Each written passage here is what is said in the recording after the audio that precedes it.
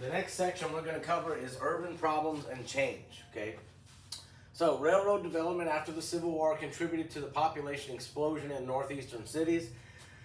We have this industrial revolution that's going on, the Gilded Age. It's the same stuff, where America is becoming the biggest manufacturer in the world, and railroads are absolutely essential for letting that happen because it allows you to bring product in a mass quantity, and also they change those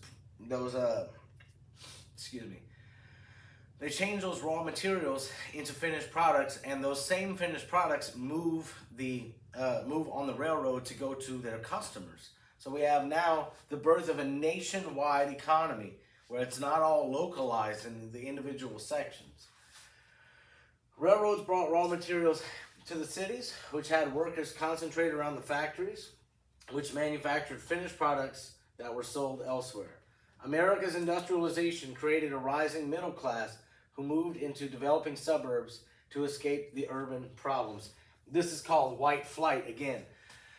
So as soon as the Industrial Revolution happened, people came from all over the world, millions of people, to America.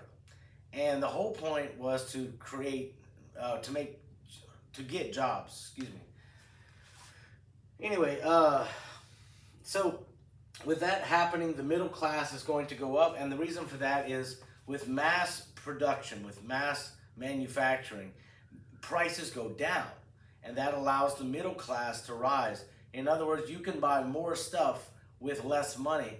And so we're living at a time where wages are going up here in the late 1800s and early 1900s, and the standard of living is going up because the prices are coming down due to mass production. America's rapid industrialization made American neighborhoods more ethnically diverse. Okay, where are the people coming from? They are coming from all over the world. That means in a city like New York, you're going to have Italians, you're going to have Irish people, you're going to have Germans, you're going to have Africans, you're going to have also Asians as well. Okay, it makes America the most diverse place on the entire planet. All right, rapid population growth created major problems, okay? So that would be a push, right? It's pushing people out of the cities because if you had any kind of money, you would leave the city and you would live in the suburbs. Inadequate housing. We had dumbbell tenements that were terrible living conditions. These people that lived in dumbbell tenements, they basically lived inside of a gigantic trash can. People would throw everything out the window. They would throw out food.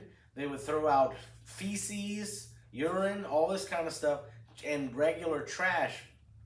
And the pests that were attracted to this were big rats and mice, and also cockroaches and fleas and stuff like that. It's a terrible place. Lack of fresh water for cooking, drinking, and fire protection. Water purifications in cities started around 1900. So they didn't have clean drinking water, and a lot of people died because of the lack of clean drinking water. Sanitation. A lack of adequate garbage and sewage removal provides an open door for disease. So, the night soil, as they called it, the cumin crap, basically, was flowing down the streets of New York on a daily basis. It was absolutely disgusting. And sometimes this night soil would stack up 3 to 10 feet tall if they passed with a plow to remove the feces from the road. With crime, there was insufficient law enforcement in the late 1800s. Street gangs preyed upon immigrants. So the first city in America to get a full-time police force was New York City, and that's around 1860, 1865 or so. I can't remember the exact date. But before that, at 9 o'clock, the cops shut down for the night. You couldn't get a cop to help you out until 6 o'clock in the morning in some cases. But as cities grew, the laws and the law enforcement grew, and it grew into what we now have today. Okay. Fire problems. With candles and kerosene as the major light source, fire was common. We had the Great Chicago Fire of 1871. This killed between 3 and 500 people. Chicago was the fastest growing city ever in America. And in fact, at this time, it was the fastest growing city in the world. So the quickest thing to build out of is wood. So they built the whole city out of wood. And then a lantern got knocked over one night by a farmer in a barn, and it caused the fire of 1871, which destroyed the majority of Chicago. Now, because it was still the fastest growing city, the people of Chicago rebuilt the whole city with wood again. And 30 years later, the whole thing burned down again. And after that, they built back with concrete and bricks in order to save everything. All right, here we go, y'all. Migration to American cities in the late 19th century led to, probably an increase in disease. All right? So we basically have more people, which means more garbage, and therefore more disease. How did early 20th century industrialization bring significant changes to U.S. cities? Well, y'all, with people coming from everywhere, all around the world, cities became more ethnically diverse, okay? That's a big leap question, by the way. I've seen that a few times. So y'all need to put a star by that one. Here we go. One of the most significant causes of U.S. urbanization of the late 19th century was the blank. So what caused the urbanization? Let's see. Let's go with these. It's going to be B, okay? So with people having more agricultural technology, farmers are losing their jobs to machines in a process called technological unemployment. And we are growing more food than we ever have before, which causes the prices of food to fall. And more people are better fed because of that. And that leads to increased urbanization. Now, these farmers had to go and get jobs. And guess where all the jobs were? They were in the Northeast, in the factories. All right, which of the following is an effect of industrialization? Well, the growth of cities, okay? As cities grow, as industry grows, that means that the factories are getting more plentiful and bigger. There's more jobs available for people. And as more people go into the city, it increases the growth of the cities, a term that we call urbanization, all right? So you cannot ever separate industrialization from urbanization. All right, industrialization impact America by doing what? Okay, let's see. It expanded our transportation networks, specifically our railroads, our trains, okay? All right, moving on to the next one.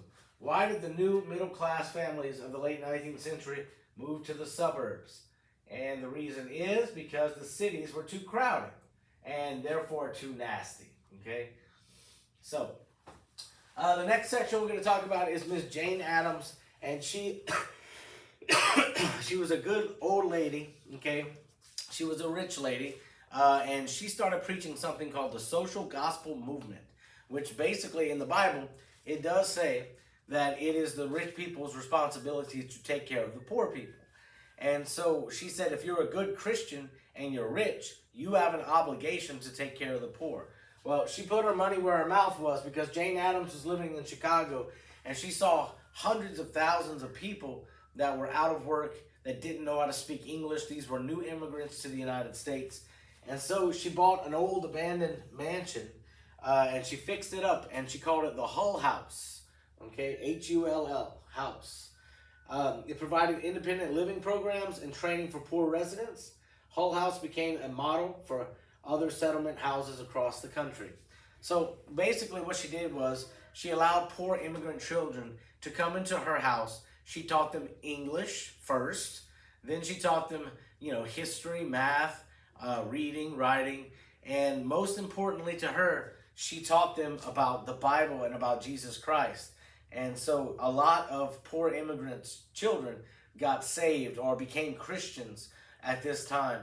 And whenever they graduated from Hull House, they went out into the world and they became successful Americans and American citizens. And with their financial success, they would give a portion of their money to Miss Jane Addams, so that way she could continue with the Hull House. And it helped to start many, many other settlement houses in the late 1800s and early 1900s. All right. How did Jane Addams raise awareness for Chicago's poor at the turn of the century? What did she do? She established settlement houses, offering independent living programs and training for poor residents. That's a good one right there. All right, our next question. Jane Addams raised awareness of social problems in the United States by, again, it's almost the same question, folks, establishing settlement houses for impoverished immigrant people. And the word impoverished means poor.